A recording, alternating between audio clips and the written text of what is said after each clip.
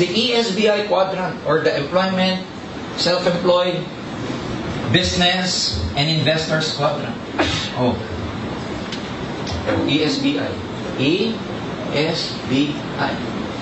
The most successful people in the world financially belong to the right side of the quadrant. And those who are financially miserable, most of them belong to the left side of the quadrant. Lagi nagre-reklamo dito.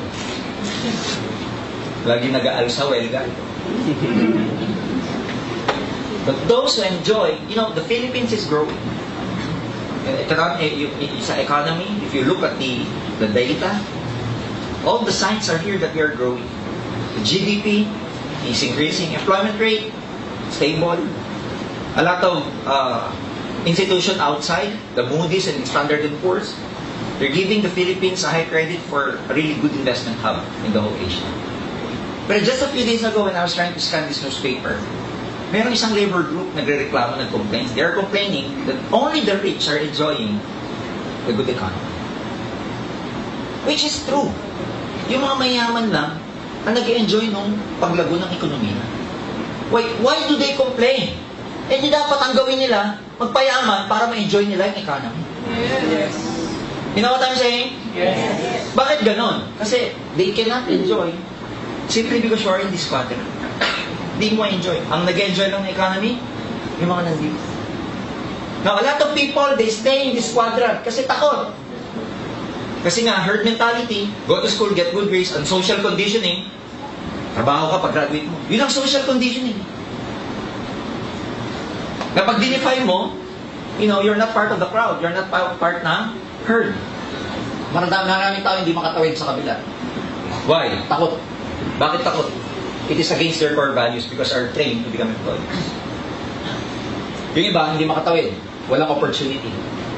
Ang hindi alam ng maraming tao by joining network marketing. Network marketing is in this quadrant. Gone are the days ng networking, nasa self-employment. Dati, nung direct selling, nasa self-employment ang direct selling and networking in the sense that pag walang benta, walang kita. Ang self-employment kasi parang doktor. Pag may pasyente, may kita. Pag walang pasyente, walang kita. Pag may nabunutan, dentist, may kita. Pero pag wala nang bubunutan, wala nang kita. Self-employment. Lawyers is the same. Dati ganun ang networking.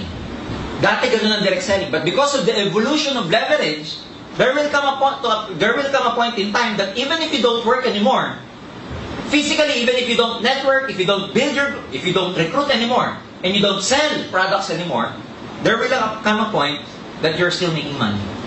Ang tawag doon, residual income. That even after the work has been finished, you're still getting paid. Kaya nag-evolve, ang networking nandito na siya, sa big quadrant. And I have good news for you. Hindi mo namamalayan by joining AIM Global, nakatawid ka na. Yes. Kaya pag uwi mo mamayang gabi, sabihin mo sa sarili, nakatawid na. Nakatawid na. Kaya, pag magsasabi sa inyo, negative, sabihin niyo sa kanya, okay lang. Hindi ka naman makatawid. Pag tinanong saan tatawid dyan, sa Edson, tawid. Now you understand. Yes. Alam ba ito ng prospects nyo, hindi? Yes. Hindi nila alam ang sinasabi nila when they are telling you hindi totoo to. Hindi nila alam ang sinasabi nila pag sinasabi nila sa'yo, scam yan! Hindi nila alam ang sinasabi nila when they tell you, nagpaloko ka! So don't get discouraged by these people. Whatever they say, they do not understand what you're doing. So pag ayaw nila, patawarin mo na lang. Sapagkat hindi nila alam ang kanilang ginagawa. Oh. Tama ba? Saan ka makakakita ng opportunity? Tignan mo nga, high school graduate, nagiging multi-millionaire. Saan ka makakita? Halos, walang educational background. The only skills they have is about building their house. Like what? Housewife. Walang alam. In terms of skills. Saan ka makakakita? OFW. Ilang years nagtrabaho sa ibang bansa. Hong Kong, Saudi, Dubai. Na hindi makauwi-uwi because kailangan ng stable income. Ginawa ang AIM Global, nakauwi for good dito sa Pilipinas. Yes. Saan ka makakakita ng ganung opportunity? Saan ka makakita ng opportunity na kahit na wala kang background, walang credibility, walang credential checking. We don't care what background you have. We don't care what kind of past you have. As long as ikaw, 18 years old and above, pwede ka na. It doesn't matter who you are. Subukan mo sa trabaho. Di ka pa nagsisimula, kailangan mo ng NBI, police clearance. Walang tiwala sa'yo, kaya kailangan na. They don't trust you. Tama mo rin. Dito, 18 ka lang. Kahit ex-convict ka pa. Matter. Saan ka makakita ng ganong opportunity? Pag-applyin nyo nga si Leo Kaduyak sa Makati. High school hindi nga high school eh. Grade 5. May tumalo na po dito, taga Cebu. Grade 1. Taho, vendor. In-interview ko, mali pa pala. Hindi grade 1 tinapos. Hindi nakatapos. Grade 1 na lang, hindi pa tinapos talaga. And yet making, ang encashment niya sa Global for the last 5 months, 105,000 na encashment. Taho, vendor. Give me an opportunity. Saan mo ilalagay na quadrant yung mga tao niya kung walang network marketing? Can you imagine? So if you're gonna ask me, bakit mo kailangan mag-network? Gone are the days that job is your security. Not anymore. Uso yan ng post-war and pre-war era. Uso to. Diba dati nga eh. Lola ko she's a teacher. She's a teacher, pero hindi nakapagtapos. Kasi ganun dati.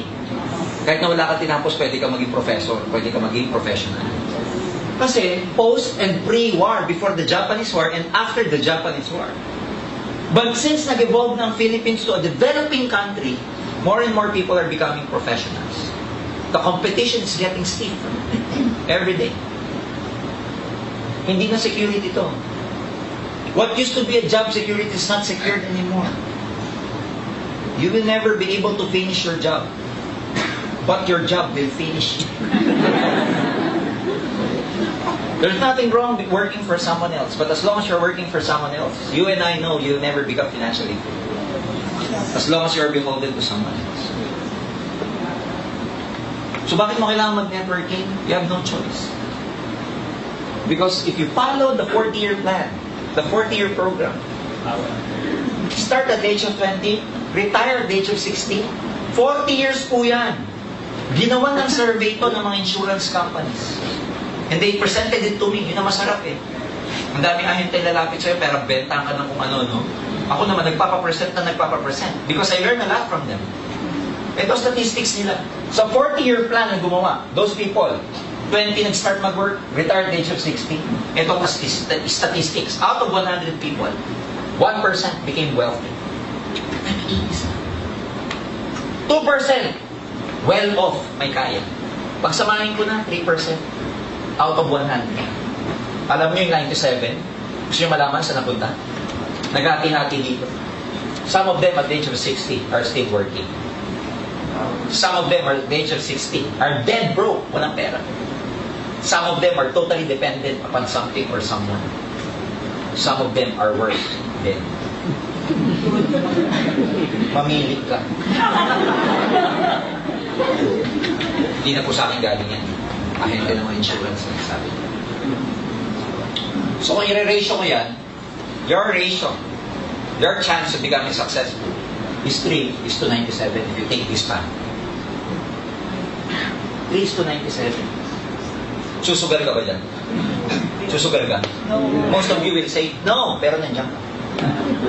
Kasi ang tunay na sugal, hindi 3:97. Ang tunay na sugal, 50-50. Tito, tihadong-tihado ka naman. Tapos diyan ka tataya. Now, ang argument is this. Sir, malay mo, dito ako mapunta sa 97. Paano kung hindi? Andito ka sa... I'm sorry. Paano kung dito ka mapunta? Sabi mo, sir, baka dito ka mapunta. Paano kung dito ka napunta? 60 ka na, mauulit mo pa. Lord, nagkamali ako. Wala ka naman. Gustiso ka naman. May babalik mo ba? No. That's why life begins at 40.